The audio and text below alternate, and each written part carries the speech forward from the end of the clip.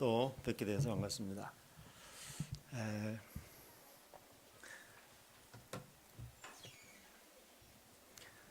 어저께부터 제가 로마서 12장에 나타난 그 5가지 중요한 그 관계에 대한 말씀을 말씀드렸는데, 다시 한번 정리를 하면 로마서 12장 좀 펴주시기 바랍니다.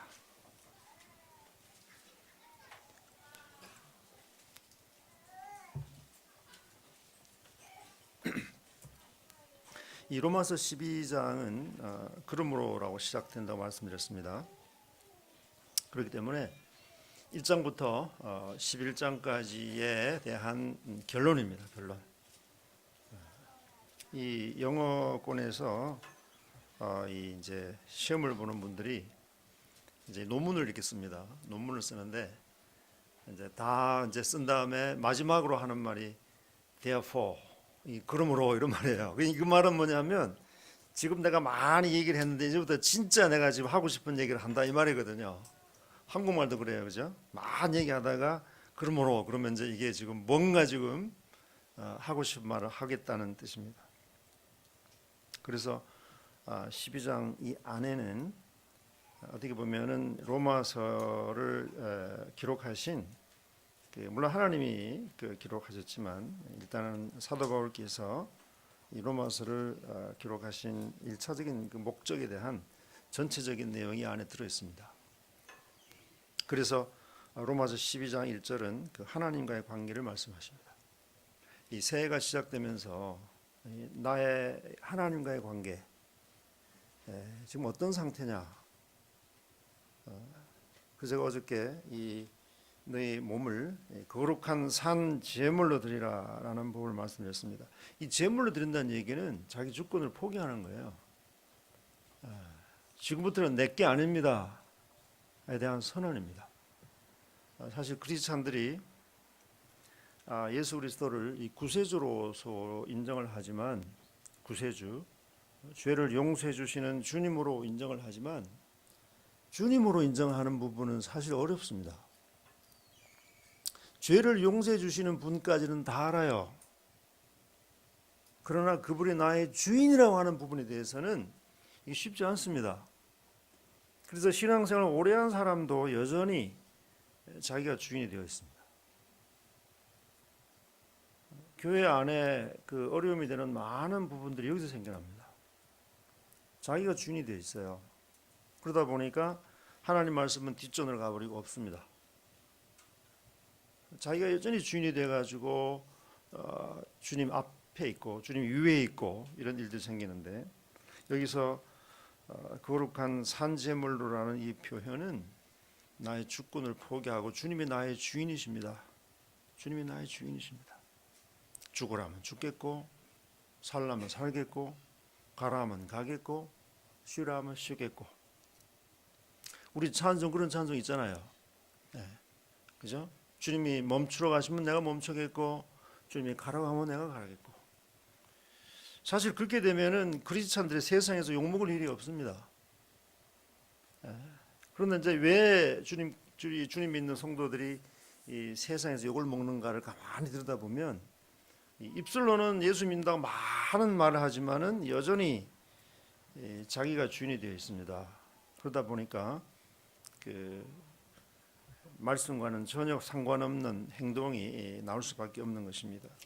그래서 이 12장 1절은 그 하나님과의 관계를 얘기하면서 먼저 주권에 대한, 쉽게 말해서 하나님께 항복해라 이 말입니다. 하나님께 항복해라.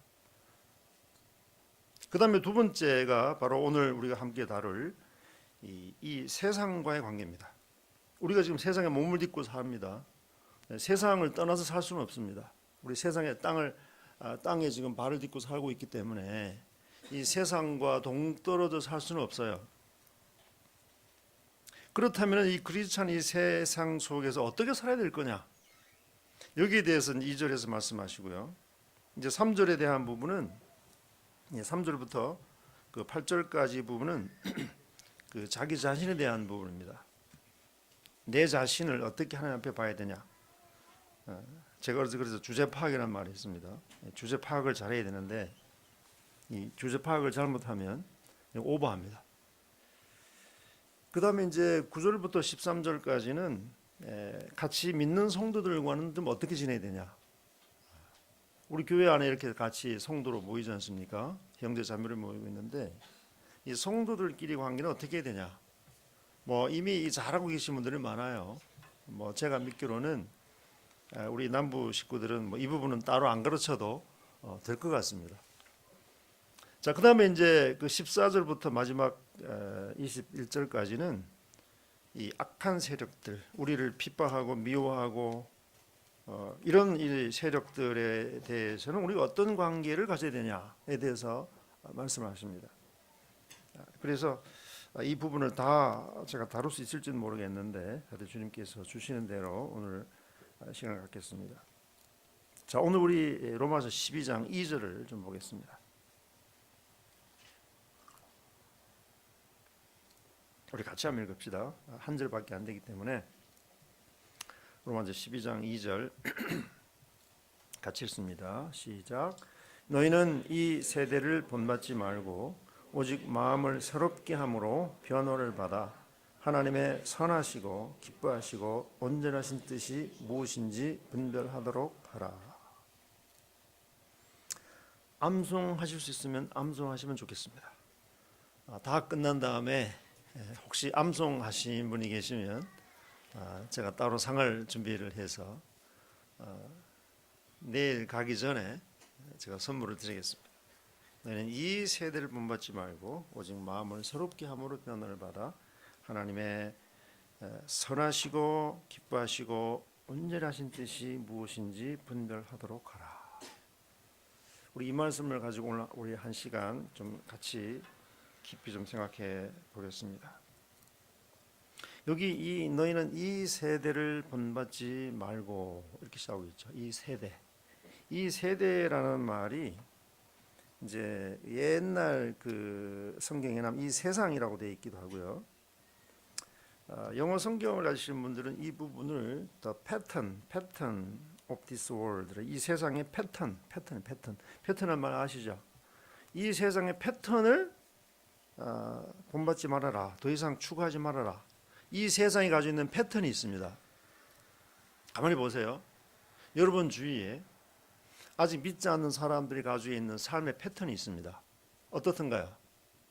여러분의 직장 동료들, 또 이웃 사람들, 또 학교 친구들 중에 믿지 않는 친구들 있잖아요. 믿지 않는 이웃들이 있습니다. 이 사람들이 가지고 있는 삶의 패턴이 있습니다. 어떤 거죠? 뭐 많아요, 패턴들이. 그 중에 가장 대표적인 것이 뭐냐면은 철저히 인본주의입니다. 하나님이 없어요, 그들의 사상 속에. 뭐 TV를 틀어도 그렇고, 또는 그 뭐 회사에서 어떤 뭐 사업 목표에 대한 뭐 어떤 뭐 설명을 하거나, 또 친구들이 모인 뭐 이런 자리, 동창회라든지, 또 뭐 요즘엔 반상회 없죠. 옛날에는 반상회 있었는데, 근데 그런 그룹에 가보면 그 나누는 대화들이 어때요? 철저히 그 사람 중심입니다. 그래서 주로 나누는 대화가 세상 돌아가는 얘기들. 뭐 사실 뭐 그리스찬들이 세상 돌아가는 얘기에 대해서 무관심하면 안 됩니다. 우리 잘 알아야 돼요. 그래서 예전에 유명한 그 어떤 성경학자는 그리스찬은 한 손에는 성경을, 한 손에는 신문을 이렇게 얘기하는 분도 있습니다. 이 말이 무슨 뜻이요? 성경도 열심히 읽고 신문도 열심히 봐라. 이 사실 그리스찬들이 잘못 오해하면은 성경은 열심히 보는데 또 신문은 안 보는 분들이 있습니다. 요즘 신문보다도 뭐 스마트폰으로 다 보지만 어쨌든 이 그리스찬들이 세상에 대해서 너무나 무관심해도 안 돼요. 도대체 세상이 어떻게 돌아가는지도 모르고 살아서도 안 됩니다. 그러나 또 너무 뜨겁게 빠져버리면 뭐 세상 돌아가는 얘기는 뻔하게 아는데 또 성경을 몰라도 이게 문제가 되는 거죠. 이게 적절히 균형을 이루고 있고, 그래서 지금 세상이 어떻게 돌아가는구나. 뭐 국내 뉴스도 물론이지만 적어도 세계 굵직굵직한 뉴스 정도를 우리가 알아야 됩니다. 그럼 세계가 지금 어떻게 돌아가고 있다. 요즘 국제 정세가 어떻게 돌아가고 있다. 이 정도는 알아야 우리가 그분들에 대해서 기도할 수 있고, 또 혹시 예를 들어서 뭐 좀 내가 어떤 돈이 좀 있는데 지금 어디 헌금하고 싶다 했을 때 이거 어디 헌금하면 좋겠나? 물론 뭐 교회 헌금하기도 하겠지만 개인적으로 교회 헌금하고 난 어떤 특별한 다른 어떤 여유가 있다면 그런 뉴스를 보면서 예를 들어서 어떤 뭐 저쪽 유럽 쪽에 지진이 나가지고 어렵다. 그래서 이제 그런 어떤 국제 구호 단체에다가 기부할 수도 있는 거죠. 그러니까 그것은 세상 뉴스에 대한 이 안목이 없는 사람들은 전혀 몰라요. 어디 지진이 났는지도 모르고 어디서 무슨 사고가 났는지도 모르고. 그래서 이 세상 사람들이 가지고 있는 이 삶은 철저히 그 인본주의입니다. 하나님이 없어요. 가장 대표적인 것이 뭡니까? 진화론이잖아요. 진화론. 우리 다 진화론 배웠잖아요. 여기 학교 다닐 때 진화론 안 배운 사람이 있습니까? 다 우리 진화론 배웠어요. 뭐 지구가 40억 년 전에 뭐 먼지가 뭐 돌아다니다가 합쳐져 가지고 뭐 땅이 형성되고 거기서 또 하나가 뚝 떨어져 나온 게 달이 되고 그리고 또 뭐 단백질 합성이 돼 가지고 뭐 아주 굉장히 미생물이 생겼는데 이게 또 세월이 또 수십억 년 지나면서 단세포가 뭐 다세포 동물이 되고 또 이게 또 해가지고 또 뭐 해가지고 또 그러면서 원숭이가 되고 이 어느 한 날 원숭이가 자기 꼬리를 보니까 귀찮아 가지고 막 하다가 보니까 꼬리가 없어져 가지고 사람이 되고 뭐 이런 식으로 우리가 배워왔단 말입니다. 그게 지금도 가르쳐지고 있고요. 그래서 세상 사람들 여기 이 세대라고 하는 이 세상 사람들의 이 패턴은 철저히 인본주의고 하나님이 없는 사상입니다. 그런 생활 속에서 우리가 살아가고 있고 또 그런 이웃들 우리가 옆에 두고 있고 그런 친구들 옆에 두고 있다 이 말이죠. 그 다음에 또 세상 사람들의 생각 속에 있는 또 하나 생각은 뭐냐면은 성공주의입니다. 철저히 성공주의. 돈 많이 벌고 진급 잘하고 승진 잘하고 하면은 그 사람은 최고죠. 뭐 그 사람이 인격이 좋든 나쁘든 관계 없어요. 그저 그냥 그 많은 돈과 많은 이 부를 쌓아서 또 다른 사람보다 일찍 승진하고 이렇게 되면은 그 사람은 인정받는 뭐 이런 것들이 이 세상이 가지고 있는 패턴입니다. 패턴. 그래서 크리스찬들이 이런 패턴 속에 노출되기 시작하면 이게 그 신앙은 저디로 가고 없고 오로지 그 사람들의 그 삶의 패턴대로 따라가기가 쉽다 이 말입니다. 자, 그래서 저는 오늘 이 12장 2절을 중심으로 해서 제가 두 가지를 말씀드리려고 합니다. 첫 번째는 뭐냐면 이 세상은 크리스찬들에게 어떤 의미가 있는가에 대한 부분입니다. 이 세상은 크리스찬들에게 어떤 의미가 있냐. 이 한 가지 하고 또 하나는 뭐냐면 이 세상에서 나를 향하신 하나님의 최선의 것을 내가 어떻게 찾을 수 있는가. 이 두 가지입니다. 다시 한번 복습하면 이 세상은 그리스도인들에게 어떤 의미가 있는가. 또 하나는 이 세상에서 나를 향하신 하나님의 최선의 것을 우리가 어떻게 하면 찾을 수 있을 것인가. 이 두 가지를 오늘 말씀을 중심으로 해서 함께 좀 보도록 하겠습니다. 자, 첫 번째, 이 세상은 이 그리스찬들에게 어떤 의미가 있는가. 우리 이 땅에 삽니다. 발을 딛고 살고 있고 또 이 땅의 것을 먹고 살아요. 뭐 어느 것 하나도 우리가 버릴 수 없습니다. 우리가 크리스찬으로 해서 늘 뭐 공기와 물만 먹고 사는 건 아닙니다. 똑같이 먹어요. 똑같이 먹고 똑같이 우리가 입고 똑같이 같은 그 집에서 합니다. 자, 그런데 그렇게 이제 이 지구상에 뭐 믿는 사람이든 안 믿는 사람이든 같이 어울려 삽니다. 그 겉모습만 보면 별 다를 거 없어요. 여러분 크리스찬이라고 뭐 화장실 안 갑니까? 옛날에 우리 어른들이 그랬잖아요. 학교 선생님은 화장실 안 가는 줄 알았다고. 옛날 어른들은 그래. 그 옛날 어른들은 선생님 그림자도 안 밟았다 그러잖아요. 워낙 그 선생님이 특별하신 분이기 때문에 선생님이 지나가시면 이게 아주 국진이 대접하고 선생님 그림자도 안 밟는 그런 이제 그 마음을 가졌다고 그러는데, 그러니까 믿는 사람들이라고 해서 살아가는 모습은 뭐 겉모습만 보면 큰 차이가 없습니다. 아침 일어나서 뭐 식사하고 뭐 출근 준비하고 출근해서 직장 생활을 이렇게 하다가 시간 되면 또 점심 식사하고 또 오후에 또 근무하다가 퇴근 시간 되면 일 마치고 집에 와서 또 식사하고 식구들과 시간 보내고 뭐 샤워도 하고 뭐 TV도 보다가 또 시간 되면 자고 또 그 다음날 또 그렇게 하고, 그러니까 이 겉모습만 이렇게 꼭대기에 이렇게 내다보면서 음성은 안 들리고 말만 가만히 저 행동 하나만 보면 믿는 사람이나 안 믿는 사람이나 겉모습은 별 차이가 없어요. 그런데 크리스찬은 다르지 않습니까? 뭔가가 다른 게 있단 말이죠. 뭔가가. 자, 그래서 많은 사람들이 예수님을 주님으로 받아들이고 새로운 삶을 시작하지만 어떤 경우에는 나타나는 현상들은 별로 그렇게 선명하지가 않습니다. 심지어는 직장 동료나 친구들 사이에서도 내가 크리스찬인지를 모르고 살아가는 경우들이 많아요. 제가 한 가지 묻고 싶습니다. 여러분 주위에 있는 이웃들, 직장 동료, 또 학교 친구들은 내가 크리스찬인 줄 압니까? 여러분 마음에 제가 폭탄 하나 지금 던진 거예요 지금요. 여러분이 친하게 지낸 학교 친구, 또 가까이 있는 이웃, 또 내 직장 동료들은 내가 크리스찬인 줄 알까요? 얼마 전에 그 호주에 그 한국에 그 목회하는 그 전심 사역자 형제님 가정에 그 아들이 왔었습니다. 이름은 안 밝힐게요. 이건 좀 사적인 문제이기 때문에. 왔는데 와서 이제 영어 공부하러 왔었어요. 왔는데 아주 유명한 형제님입니다. 전국적으로 이렇게 막 다니시면서 말씀을 전하신 형제님인데 그 아들이 이제 영어 공부하러 왔단 말이에요. 근데 이제 그 아들 친구가 이제 호주로 놀러 왔어요.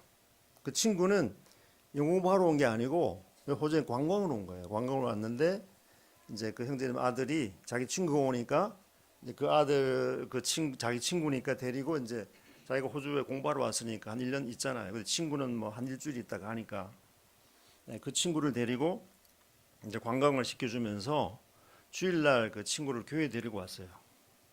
데리고 와서 저한테 인사시켰습니다. 내 친구 누굽니다. 그래서 이제 얘기하다가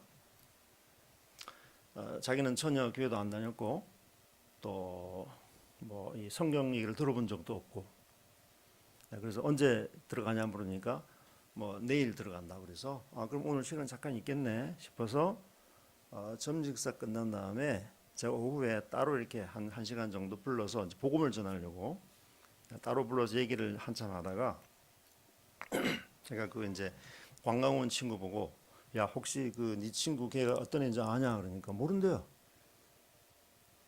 그러면서 한참 얘기하다가 야 네 친구 걔는 아버지 굉장히 유명하시고 네 친구 걔도 이미 예수 믿고 하나님 자녀에 대한 아주 신실한 크리스찬이야 그러니까 그래요? 난 내 친구 그런지 몰랐는데요. 제가 더 쇼크 받았습니다. 고등학생이거든요. 저는 그 친구는 그래요. 자기 친구가 교회 다니는 조차도 몰랐대요. 그렇게 친한 친구인데도 뭐 교회 가끔씩 다니는 줄 알았지만 정말 걔가 믿는 친구인지도 몰랐다고. 제가 그 얘기 들으면서 생각을 참 많이 했습니다. 야, 이 아버지 신앙과 아들 신앙이 이렇게 다르구나. 아버지는 전국적으로 다니면서 강사로 참 쓰임 받는 분인데 그 아들이 제 친구들이라고 하는데 그 친구는 그 훌륭한 형제님 아들이 교회에 그렇게 충성스러운 그 크리스찬인지도 모르고 이제 그냥 친구로 학교도 친구로 지나가는 거예요 그냥. 자 그래서 심지어는 이 가족들조차도 내가 크리스찬인지를 모르고 지나간 경우도 있을 수 있습니다. 직장 동료도 그렇고 우리 친구조차도 내가 크리스찬인지 모르고 지나갈 수 있다. 이 남아프리카에서는요, 최근에 그 남아프리카 쪽에서 그 예수 믿는 그 퍼센테이지가 굉장히 높습니다. 그래서 어떤 분은 이 하나님의 이 구원의 역사가 남아프리카 쪽으로 옮겨졌다 이렇게 얘기하는 분도 있는데, 이 남아프리카에서 뭐 80%가 넘는 사람들이 뭐 예수님 받아들이고 있다는 뉴스가 있습니다. 근데 이 남아프리카에서 80%가 넘는 사람들이 그리스도를 받아들이는 결단을 하지만 인구의 75%가 A주환자입니다. 이게 뭡니까? 예수님 받아들이고 결단을 하지만 여전히 그 패턴 속에 살아가요. 동성애 패턴 속에 살아가고 있다는 말입니다. 호주는 자기 자신이 크리스천이라고 믿는 사람이 한 60% 정도입니다. 나는 크리스찬이요라는 사람이 60% 돼요. 굉장히 높은 비율입니다. 그런데 자기 자신이 크리스찬이라고 고백하는 사람이 60% 정도인데, 지난번 우리 몇 년 전에요, 호주에서 그 동성애 그 찬반 투표를 했습니다. 아마 한국도 곧 아마 이 문제가 이제 이슈가 될 것 같은데, 호주에 이제 한 2, 3년 전에 이슈가 컸어요. 그래서 너무나 이게 뜨거워가지고 정부에서 그 찬반 투표를 했습니다. 찬성합니까? 반대합니까? 하는데 보세요. 자기 자신이 크리스찬이라고 고백한 사람이 60% 정도인데 찬성 투표가 60%가 나왔습니다. 그래가지고 통과됐잖아요. 호주는 지금 동성애가 통과돼 버렸어요. 그래가 동성애가 지금 호주는 합법입니다. 이게 뭐예요? 그러니까 나는 크리스찬이요라고 얘기하지만 실제적인 삶 속에서는 전혀 그게 의미가 없어요. 이게 세상의 패턴입니다. 이게 그냥 그 물결 속에 같이 따라가는 거예요. 쉽게 말해서 내가 크리스찬이라고 고백을 하지만 실제적인 그의 삶은 그가 말하는 것과는 전혀 다르다 이 말입니다. 이게 멀리 갈 필요가 없죠. 우리 삶을 한번 가만히 들여다보십시다. 나의 삶은 정말 내가 크리스찬다운 내가 삶을 살고 있는가?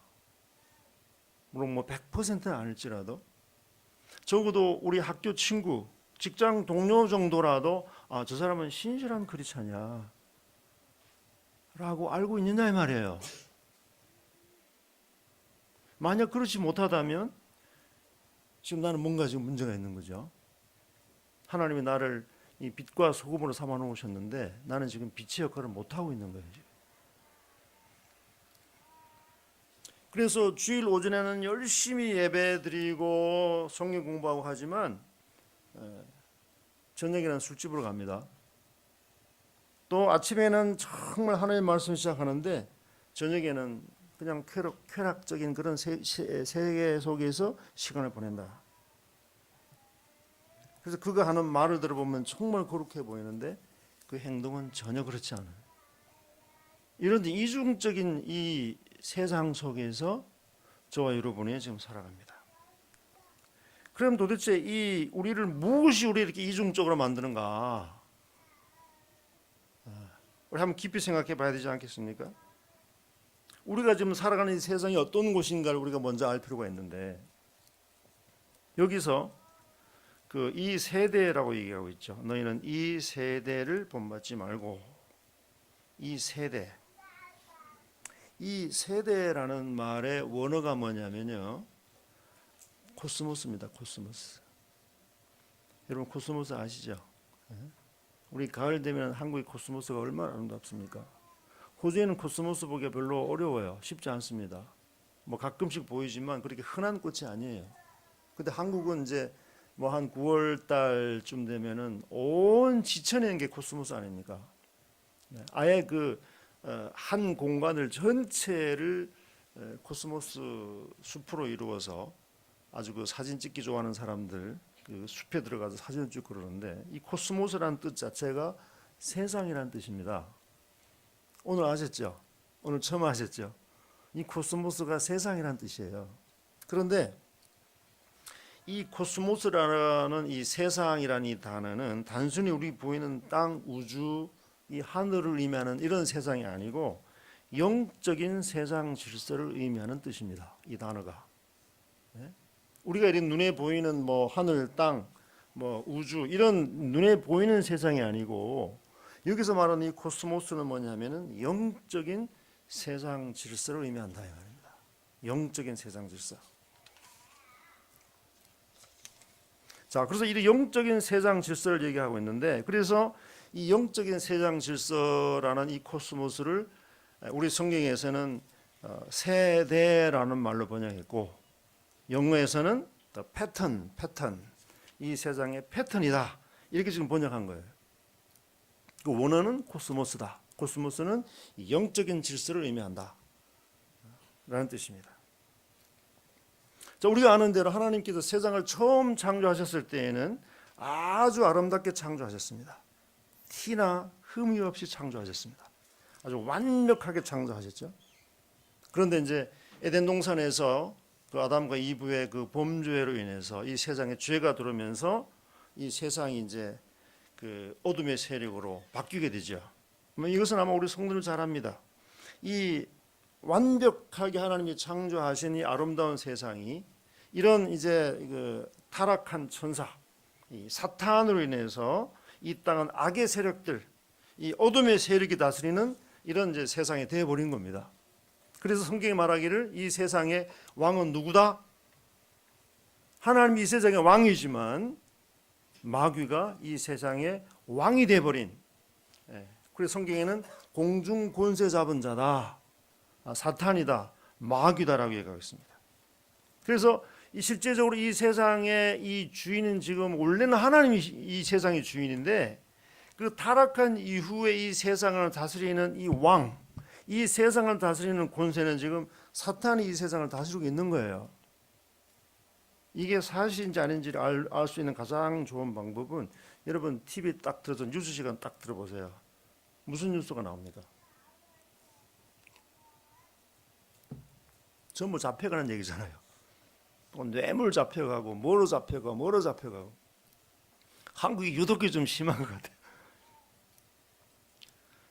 요즘에 이 호주에서도 한국 뉴스를 바로 보거든요.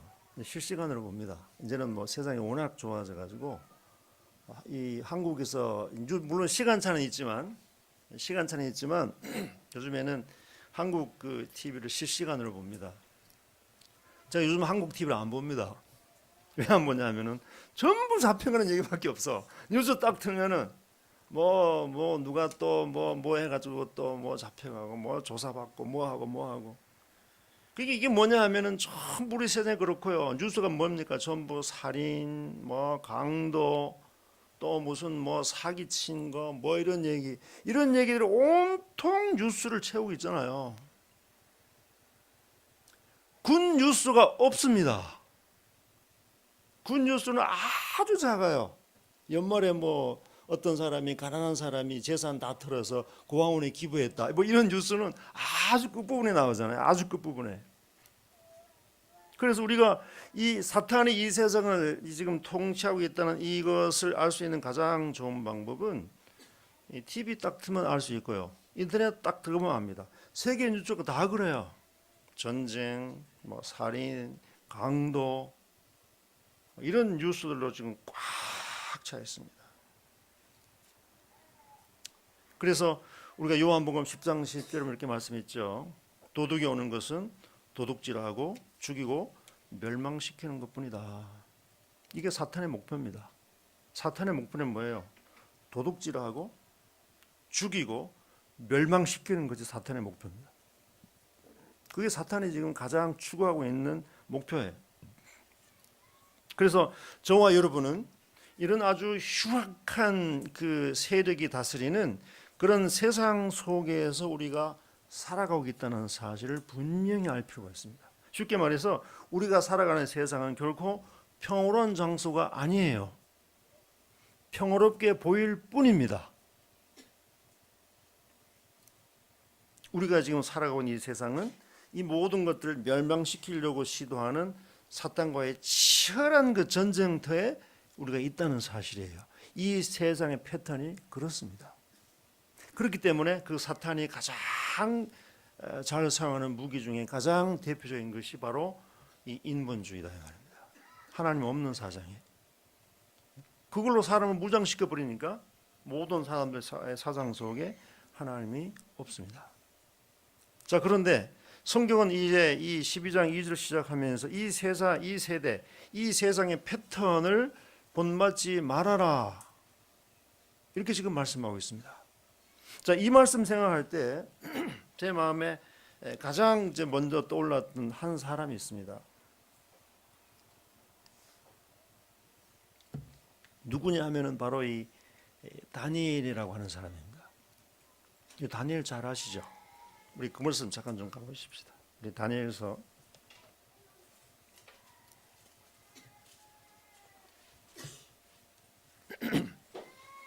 다니엘서 1장을 좀 해주시기 바랍니다.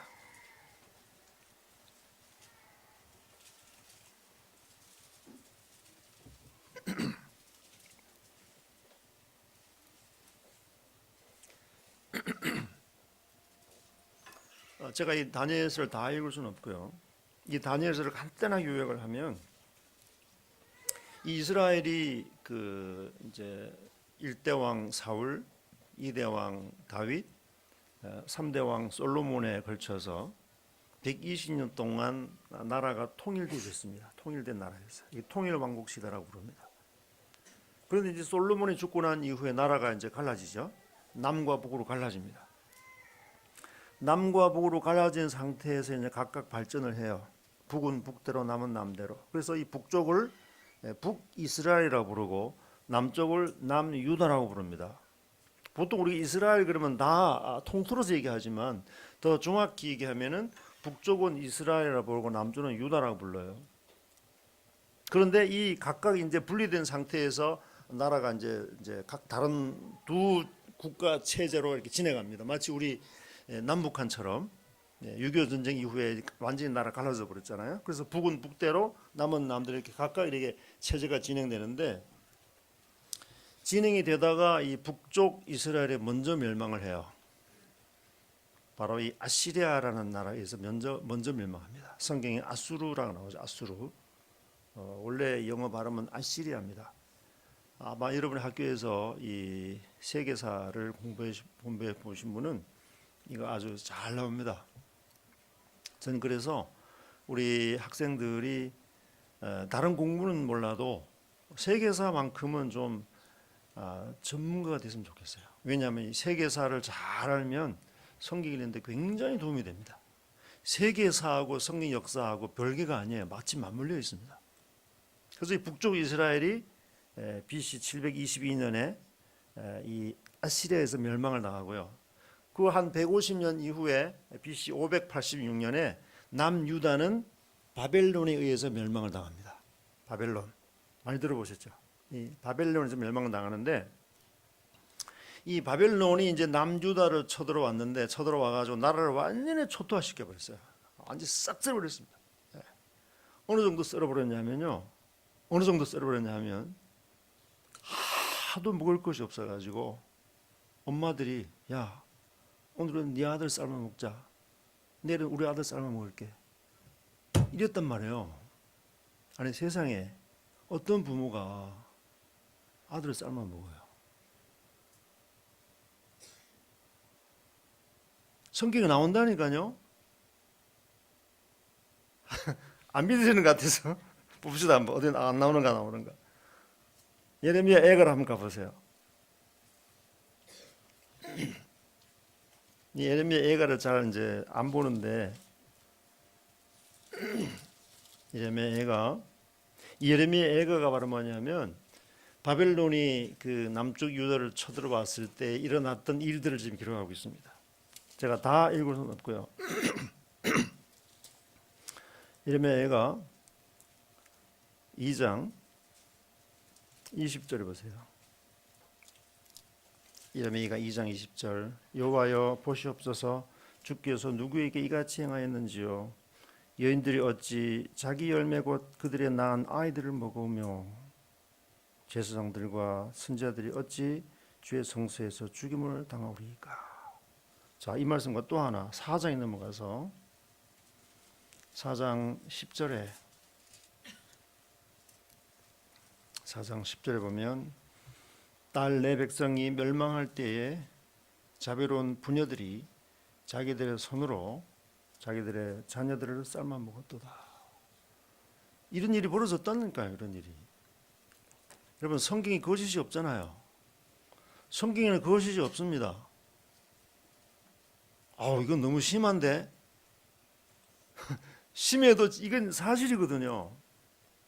그러니까 이 부녀들이 자기의 자녀를 삶아 먹을 정도면 얼마나 굶었겠어요. 얼마나. 이런 상태에서 쥐나 뱀은 이거는 아주 고급 음식이죠. 여러분, 쥐 먹으라면 먹겠어요? 그런데 이제 해병대 가가지고 특수훈련 받는 사람은 이거 먹는 훈련 한다 그러더라고요. 요즘에는 그런지 모르겠는데 아주 극한 위기에서 일주일 동안 식량을 안 주고 전쟁 때는 식량 공급이 안 되잖아요. 그러니까 이런 경우에는 오지에서 쥐가 아니라 바퀴벌레라도 먹어야 되는 판이니까 쥐는 아주 이거는 고급 양식이죠. 이렇게 해서 남유다가 바벨론이가 완전히 초토화를 당했는데 그 바벨론이 남유다를 정복하면서 사람들을 포로로 잡아가요. 잡아간 사람 중에 대표적인 사람이 바로 이 다니엘입니다. 이 다니엘을 이 바벨론 사람들이 포로로 잡아가요. 잡아가가지고 여기 지금 입장에 지금 그거는 기획이 좀 나옵니다. 자, 제가 다 읽지는 않고요.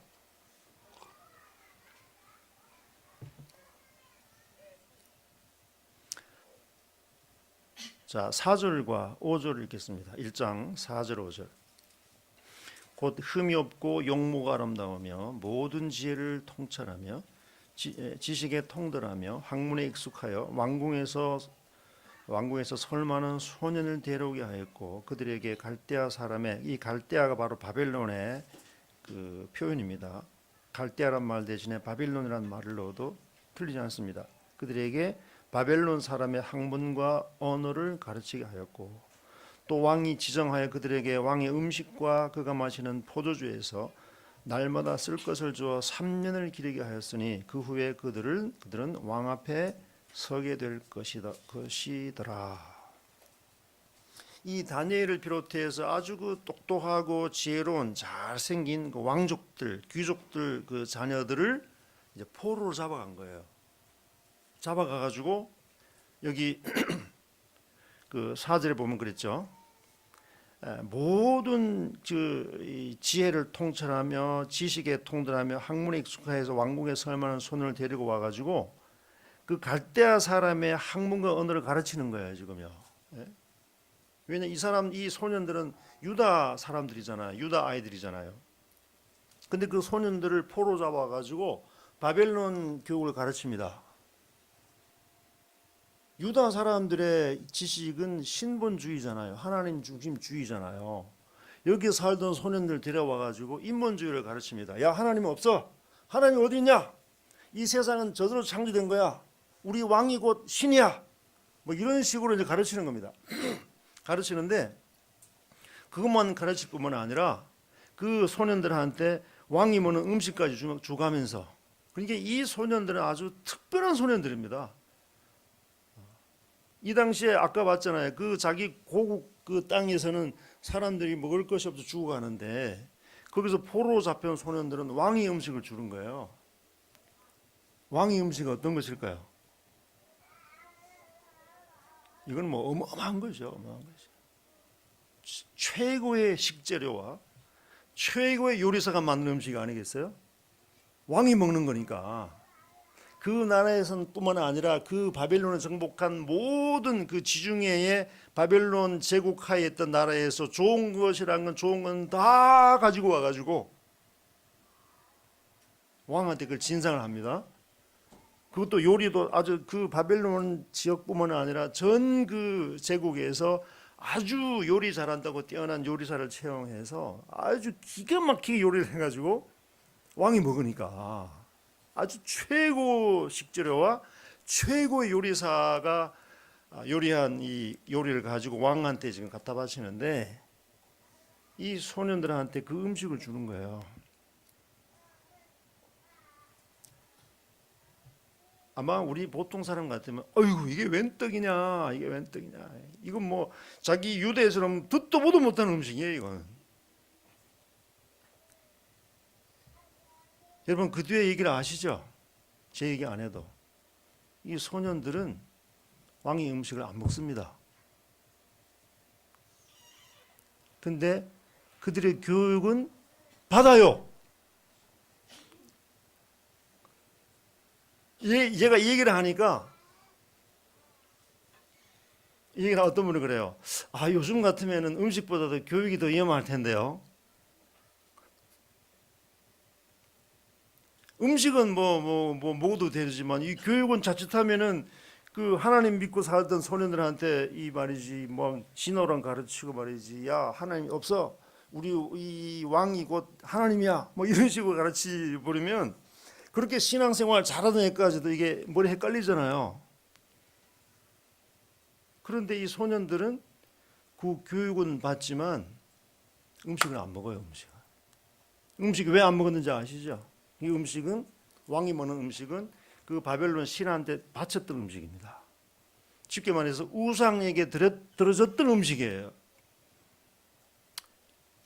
이 소년들 참 대단하죠. 여기 이 소년들의 나이가 성경에 나와 있지 않지만 이 성경학자들은 10대 한 중후반쯤, 요즘으로 말하면은 중학교 학생 정도, 중학교 한 2, 3학년부터 고등학교 한 1, 2학년 정도 나이, 한 15, 6, 7세 요 정도의 나이라고 가정합니다. 이런 아이들한테 포로로 잡혀왔습니다. 잡혀와가지고 왕이 그 주는 기가 막힌 음식 주면서 바빌론식 교육을 하는데 이 아이들이 그 유혹 앞에서 교육은 받지만 음식은 안 먹겠다.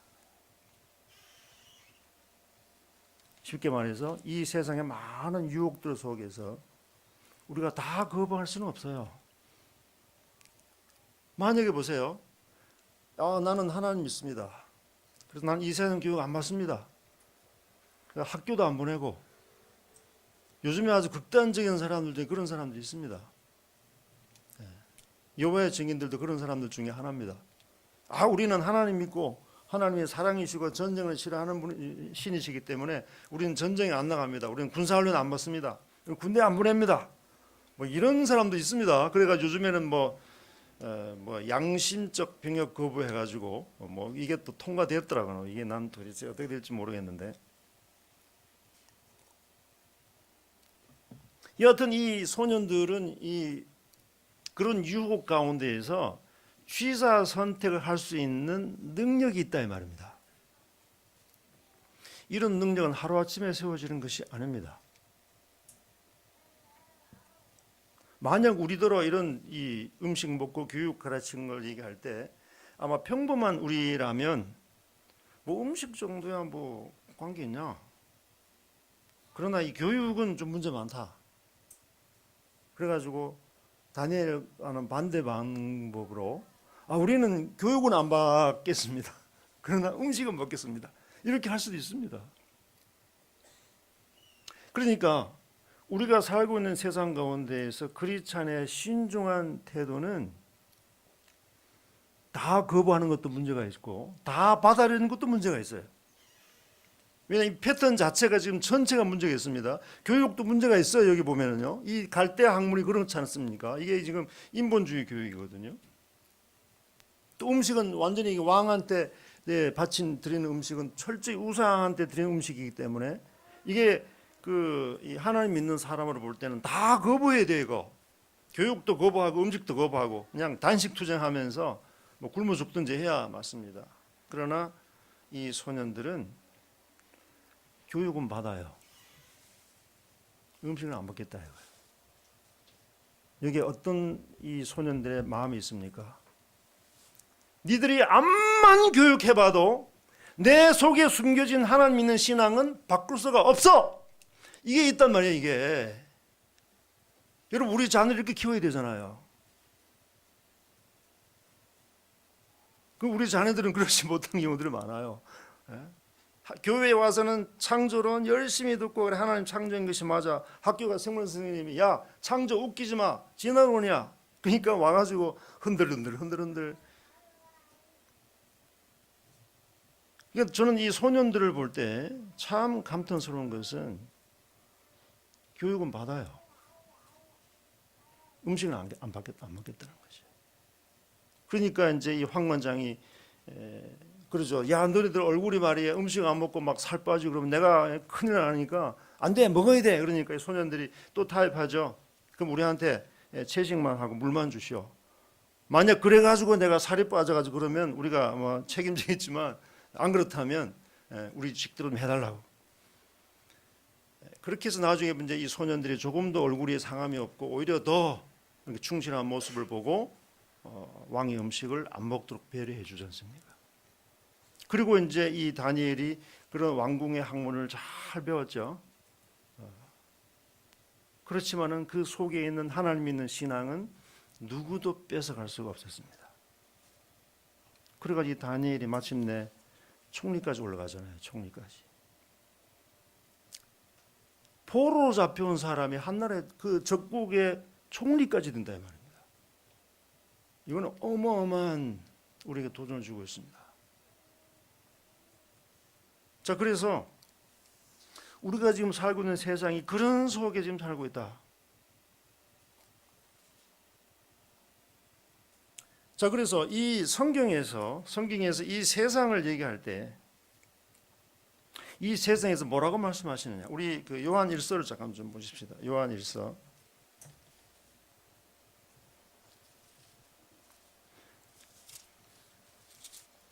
요한 1서 2장 그 15절 16절입니다.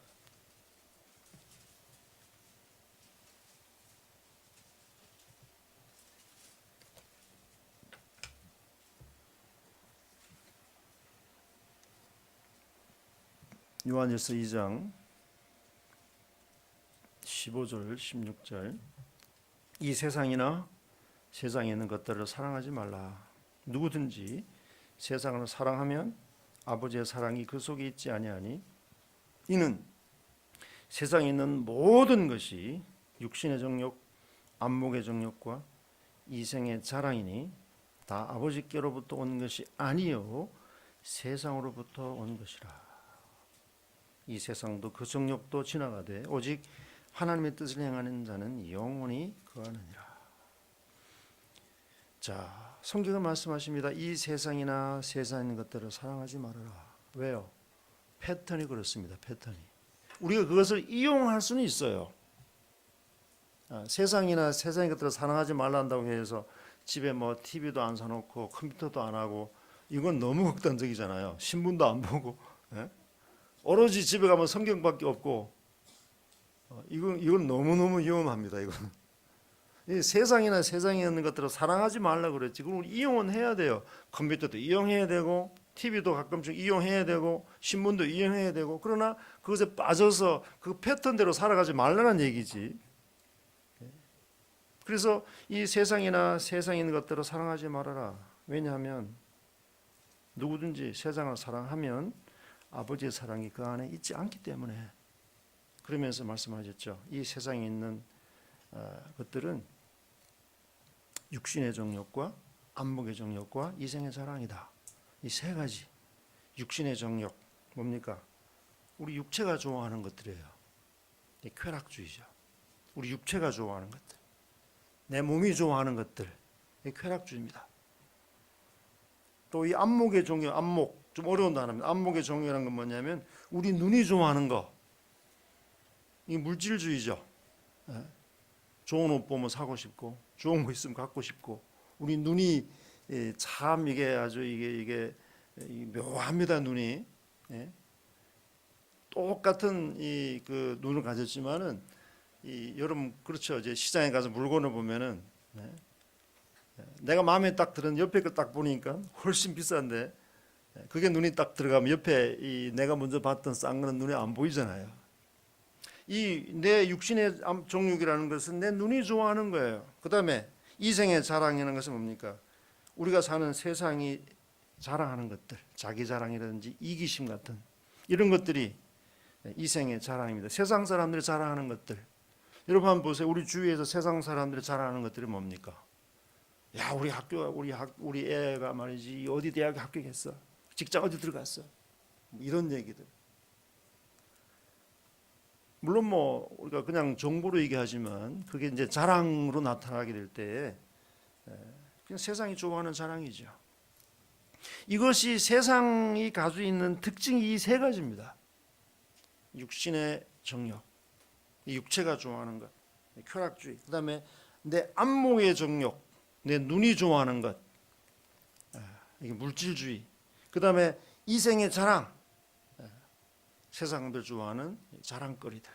이것이 이 세상의 패턴의 중심에 있다 이 말입니다. 중심에 있는데 자, 이런 것들이 이 세상에 딱 그 자리 잡고 있는 아주 핵심 요소들입니다. 그리고 구원받은 성도라 하더라도 이제 이런 세상의 패턴 속으로 나를 자꾸 끌고 들어가요. 자꾸 끌고 들어갑니다. 그래서 내가 정신 차리고 있지 않으면은 나도 모르게 그 세상 속으로 들어가요. 자꾸 세상 속으로 들어갑니다. 그래서 우리 조상들이 얘기했죠. 같은 값이면 뭐다? 나홍침하다. 같은 값이면 나홍침하다. 뭐 같은 값이면 나홍침하겠지만 나홍침하는 같은 값이 아닙니다. 예? 하여튼 같은 값이면 나홍침하 사겠죠. 그럼 나홍침하는 같은 값이 아니에요. 더 비쌉니다.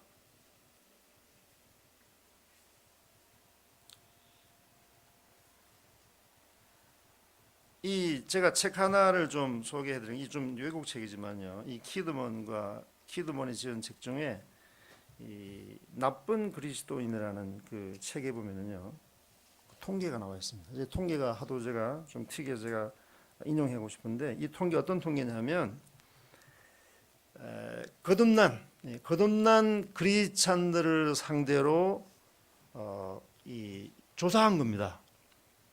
아까 우리 사회주도 그런 얘기했지만 이제 그러니까 뭐 세상 사람들을 상대로 한 게 아니고 정말 구원받은 성도들을 대상으로 이렇게 설문조사를 했어요. 설문조사했는데 뭐냐면 자, 첫 번째 질문, 혼전 동거가 가능하다라는 이 질문 앞에 40대 이상은 33% 찬성했습니다.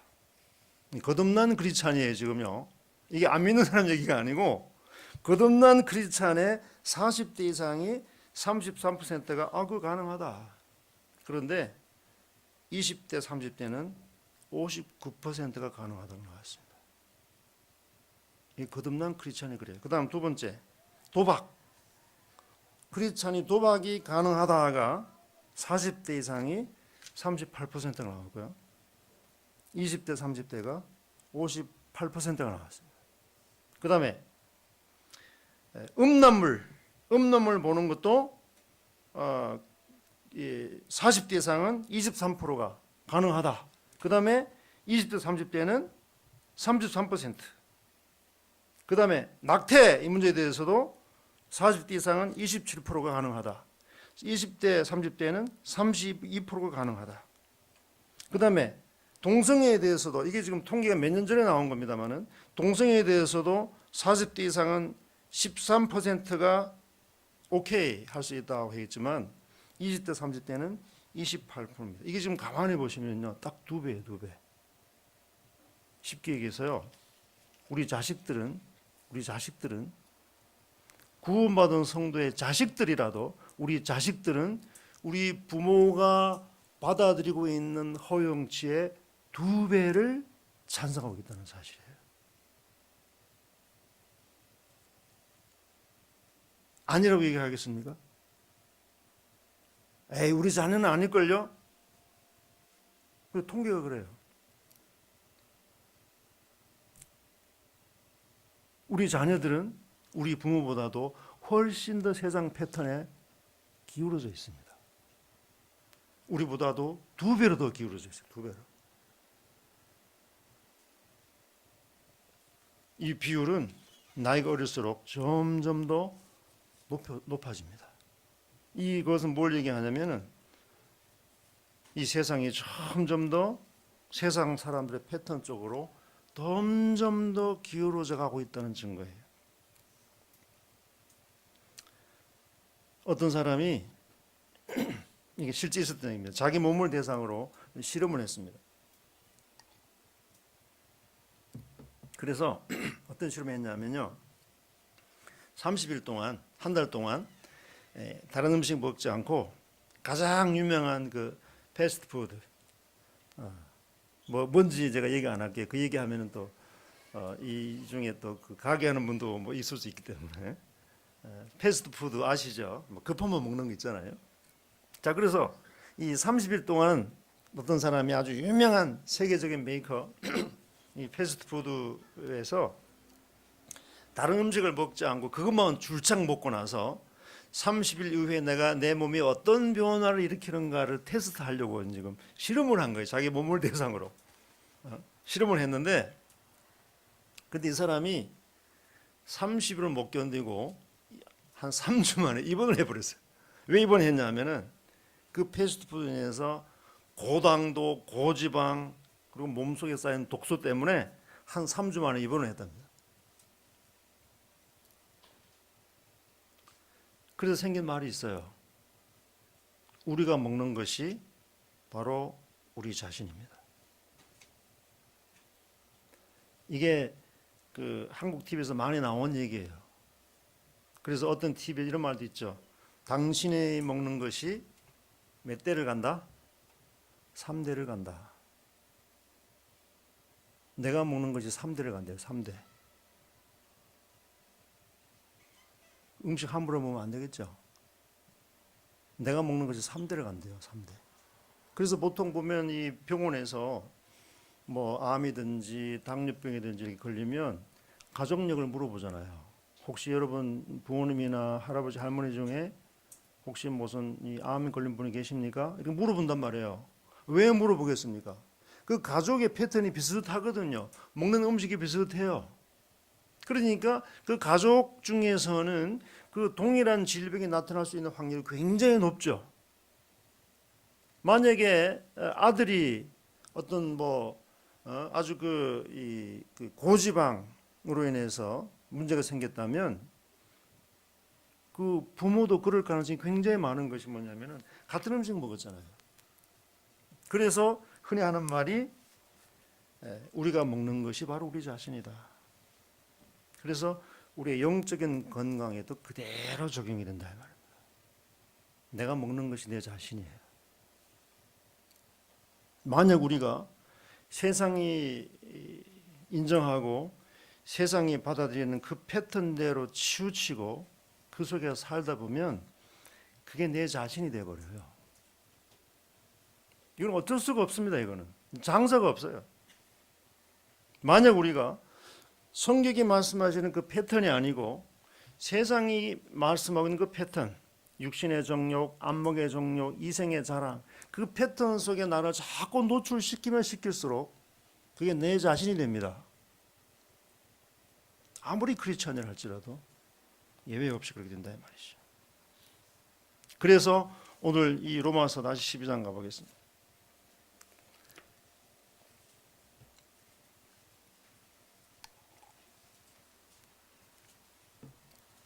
이 로마서 12장 이렇게 말씀하십니다. 너희는 이 세대를 본받지 말고 오직 마음을 새롭게 함으로 변화를 받으라. 마음을 새롭게 함으로 변화를 받으라. 우리에게 변화를 요구하는데 어떤 변화를 요구하냐면 마음의 변화를 요구하고 있습니다. 진정한 변화는 단순히 외적으로 되지 않습니다.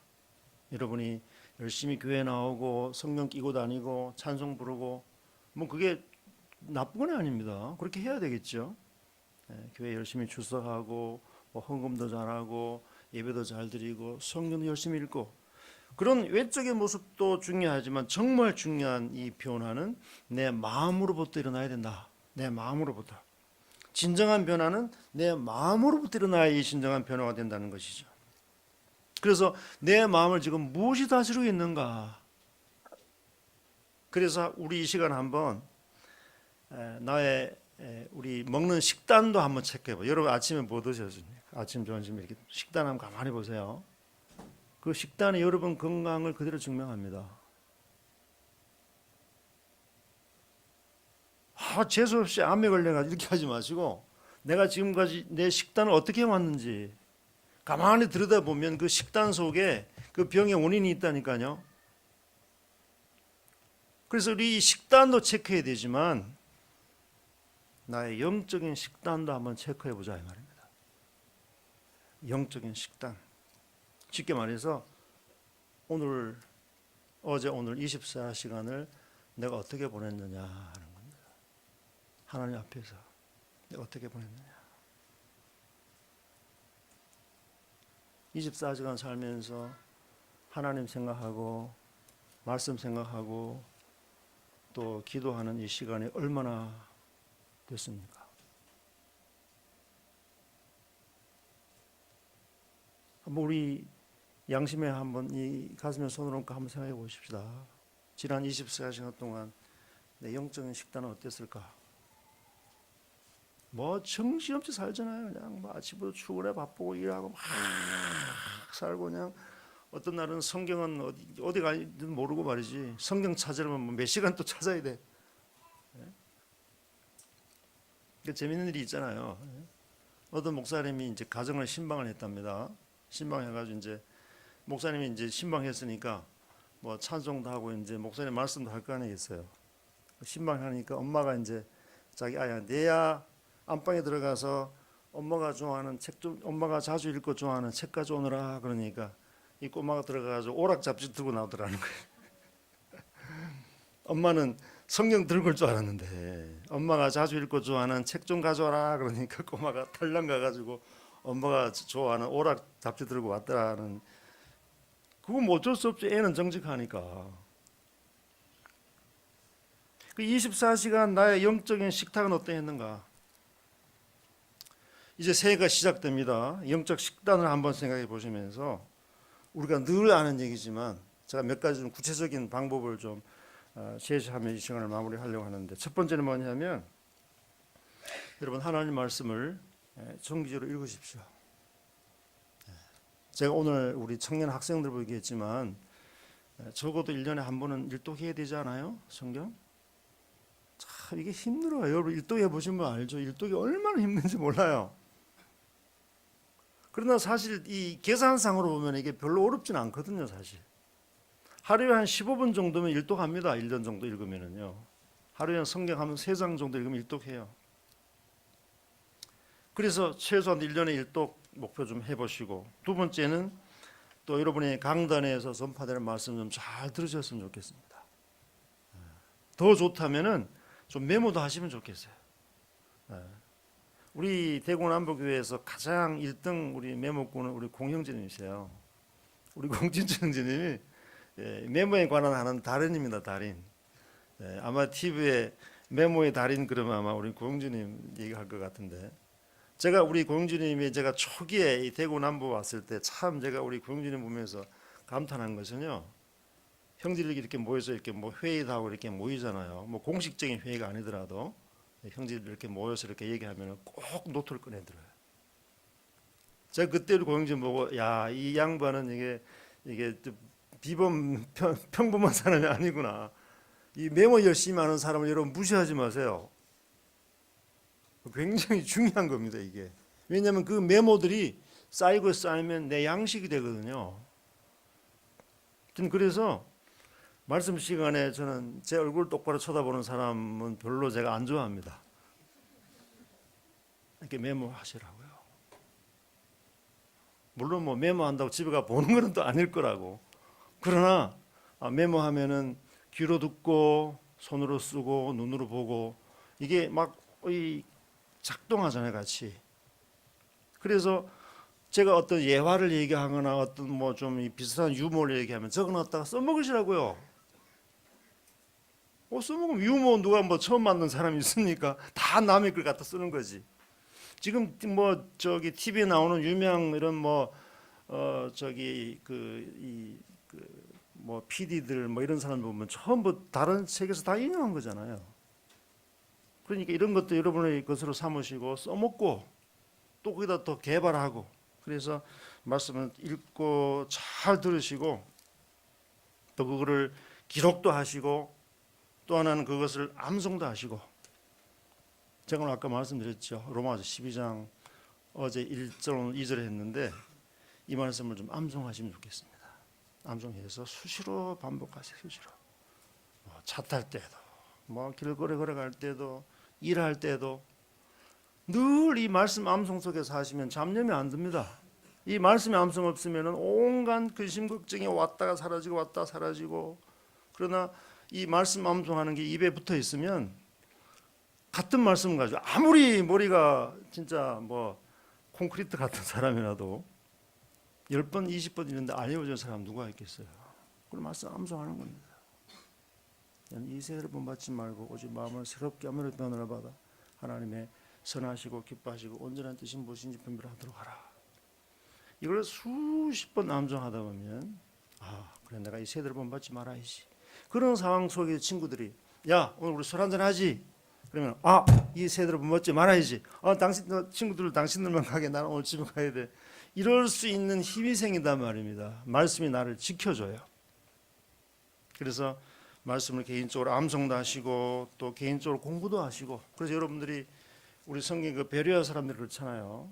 베레아 사람들은 데살로니가 사람 같지 않아서 말씀이 그러한가 하여 더 깊이 연구하고 이렇게 했다고 나오잖아요. 그래서 뭐 이게 쉽진 않겠지만 이렇게 전파된 말씀이 있으면 매부에 두었다가 조금 더 깊이 공부할 수 있는 어떤 기회도 됩니다. 그렇게 해서 말씀 노트도 만드시면 좋겠고요. 또 마지막으로 하는 이 말씀을 좀 묵상하시면 좋겠습니다. 묵상. 사실 오늘날 크리스찬들이 가장 놓치고 있는 것 중에 하나가 바로 이 묵상입니다. 마음에 깊이 새겨두면서 되새김질하는 거예요.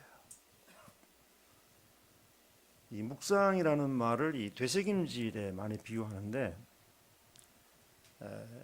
이 소가 위가 몇 개 있는지 아시죠? 소는 위가 4개가 있습니다. 4개. 그래서 시골에서 소를 키워보신 분은 소가 어떻게 먹는지 잘 보면은요 굉장히 큰 교훈 받습니다. 뭐 일반적으로 많은 지식들은 그냥 먹고 삼키지만 소는 처음에 음식을 주면은요 그냥 삼켜버려요. 씹지도 않고 삼켜버립니다. 그러고 나서 다 먹은 다음에 느긋하게 이제 앉아가지고 다시 끄집어내가지고 또 질겅질겅 또 씹어 끄고 넘어가고 또 끄집어내가지고 질겅질겅 씹고 넘어가고 그러니까 소는 밤새도록 씹어요. 밤새도록 씹습니다. 위가 4개니까 가능하죠. 그래서 저는 성도들의 삶 가운데서도 이 묵상이 참 필요합니다. 이게 무슨 뜻일까? 왜 이 말씀을 하셨을까? 왜 오늘 이 시간 2019년 1월 5일 이 저녁 시간에 왜 하나님께서 나를 향해서 이 세대를 본받지 말라고 말씀하셨을까? 왜 그 이강일 형제님 통해서 왜 그 말씀을 하필이면 그 시간에 주셨을까? 저를 생각하지 말고요. 왜 12장 2절이냐? 왜 2019년 1월 5일 이 저녁에 왜 하필하면 하나님께서 로마서 12장 2절을 나에게 주시는 거냐? 생각해 보시라는 거예요. 혹시라도 내가 나도 알지 못하는 시간에 이 세상 패턴 쪽으로 많이 기울어 있지 않았을까? 네? 친구들이 야 뭐 요즘 교회 다니는 사람 치고 술 안 먹는 사람 어디 있냐? 한 잔 정도는 괜찮아. 그러니까 나도 모르게 그래 뭐 성경에 술 취하지 말라 그랬지 뭐 술 먹지 말란 말은 없잖아. 한 잔 홀짝 2잔 홀짝 뭐 그럴 수 있어요. 그래서 이 말씀을 암송하시면서 그렇게 해서 내 이 패턴 자체가 세상으로 기록 패턴 자체가 점점 주님께로 옮겨가는 거죠. 성경 말씀하십니다. 이 세대를 본받지 말아라. 이용은 하되 본받지는 말아라. 그렇게 됐을 때에 하나님이 주시는 그분의 가장 선한 것, 그분이 가장 기뻐하시는 것, 그분이 가장 완전하게 여기시는 것들을 우리가 분별할 수 있는 지혜가 생기는 것입니다. 12장 2절 끝부분에 말씀하셨죠. 하나님의 선하시고 기뻐하시고 온전하신 뜻이 무엇인지 분별하도록 하라. 그 앞에 것이 전제되어 있지 않으면 뒤에 것이 되지 않아요. 세상의 패턴 자체에 대해서 우리가 같이 어울리고 같이 그 속에 있으면 하나님이 아무리 선하신 것 보여주셔도 선한 것인 줄 모릅니다. 그래서 올 한 해를 살면서 우리가 참 이 험난한 세상 속에 살면서 많은 유혹들을 받고 있지만 우리 다니엘처럼 니들이 암만 그렇게 그 과외시키고 공부시켜 봐도 내 속에 들어있는 하나님에 대한 학문은 너희들이 아무리 그래봤자 변화시킬 수 없어. 자신이 있었단 말이에요. 나는 이 소년들이 참 대단하다고 생각합니다. 그 한 중학교 2, 3학년 애들이 생각이 말이죠. 야, 교육은 좋다 이거야. 무슨 교육이든 가르쳐봐. 좋다 이거야. 나는 이겨낼 수 있다 이거지. 음식은 안 돼. 왜냐하면 우상이 들어졌던 거기 때문에. 저는 우리 자녀들이 그렇게 컸으면 좋겠고 우리 자녀뿐만 아니라 우리 성인된 우리 어른들도 이런 세상의 패턴 속에서 분명하게 좀 깃발을 꽂아놓고 말이지. 뭐 그것 때문에 핍박은 받겠지만 그 핍박이 오래 가지는 또 않아요. 우리 여기 남부교회 중에 어떤 청년 형제는 말이죠. 훈련소에 갔는데 끝나고 자대 배치 받았는데 군대 선배가 술을 주더래요. 이 뭐 저 신병 훈련 끝나고 자대 배치 받았으니까 이건 뭐 짝대기 한두 개가 하늘 같지 않아요? 완전히 이건 뭐 짝대기 한두 개가 그렇게 나는 높은 그 계급인 줄 몰랐어요. 군대 가기 전에는 에이 짝대기 한두 개. 군대 딱 가서 훈련소 마치고 자대 배치 받아 보니까 이 두 개 단 사람이 와유 이건 뭐 완전 할아버지 같아. 근데 그 상관이 술 마시라는 거예요. 야 이거 마셔. 근데 같이 갔던 동료들은 그 위세에 눌려가지고 이제 홀짝홀짝 마신 이 형제가 술을 자기 머리에 붓대잖아요. 우리 남부에 그런 형제가 있습니다. 자기 술을 머리에 부었대. 그러니까 그 선배가 나중에 와가지고 사과하더라는 거예요. 내가 미안하다. 그 다음부터는 그 형제한테 아무도 술을 권하지가 않아요. 그렇게 한번 깃발을 꽂으라 말입니다. 깃발을. 어중간하게 중간에 서서 여기도 아니고 저기도 아니고 이건 굉장히 괴로운 거예요. 사실은 이것은. 이런 생활이 얼마나 고통스러워요.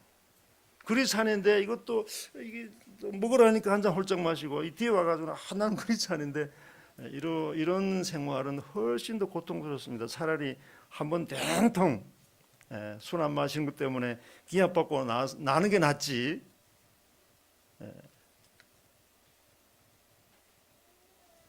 그래서 여전히 사탄은 우리로 하여금 이 세상의 패턴 속으로 자꾸 잡아당깁니다. 나도 알지 못하는 시간에. 그래서 결국 이겨낼 수 있는 가장 큰 비결은 하나님 말씀밖에 없습니다. 다니엘이 그랬듯이 다니엘이 이미 그 고향에서 그렇게 하나님으로 무장되어 있었기 때문에 그런 이방 땅에서도 절대 굽히지 않고 그 세상 속에서 인정을 받아서 그 이방 세계에서 왕 다음에 권력까지 올라가는 이 총리까지 올라가는 신앙 포기하지 않으면서 거기까지 올라가는 이건 참 어마어마한 일인데 뭐 총리는 아니더라도 우리의 삶 가운데에서 우리를 늘 이렇게 유혹하는 세상의 패턴 속에서 하나님의 자녀로서 아주 확고하게 깃발을 꽂는 그렇게 될 때 세상 사람들이 우리를 그리 차는 줄 알고 어떤 위기에 부딪히면 찾아옵니다. 찾아와서 도움을 청해요. 그런 일들이 올 한 해 우리들의 삶 가운데 일어나기를 바랍니다. 같이 기도하겠습니다.